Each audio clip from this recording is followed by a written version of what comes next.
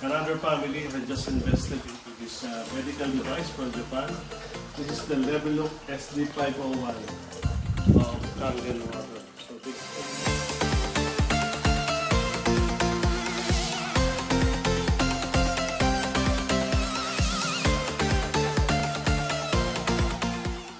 Hi, good afternoon, good morning, or good evening, whatever you are watching this video. So, another family had just invested into this medical device from Japan.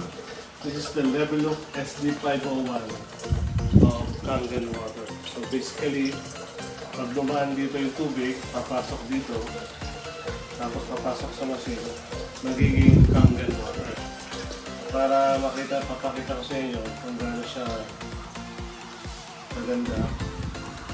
Kaya makikita mo may mga bula-bula. Yan yung active hydrogen.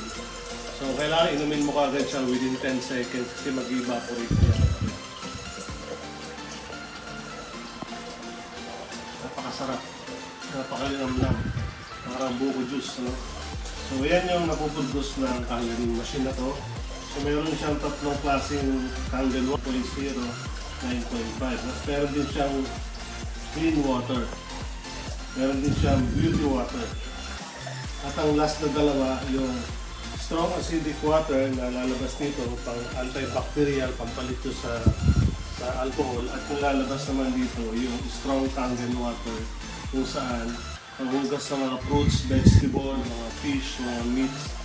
Pagka binabad nyo doon ng 15 minutes, magiging 3 times yung shelf life pag nilagay nyo sa freezer yung mga isda, yung mga karne.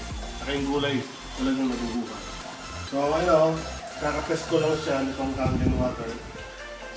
Kulay purple, ibig sabihin alkaline talaga yung lumalabas na rito sa Kangen machine. Kung wala pa kayo nito, maglalagay ako ng link sa video para bisitahin nyo kung paano kayo magkakaroon nito sa inyong mga tahanan, sa inyong bahay, dito sa opisina. At maganda rin sa pets. Kagaya ngayon, yung pinapainom nila dito sa kanilang dog, pets nila ay Kangen water. So kung maganda siya sa mga tao, maganda rin siya sa pets. So what are you waiting for? Visit mo na yung link dyan. At sana magkaroon nito kayo sa lalong madaling panahon. God bless. Bye-bye.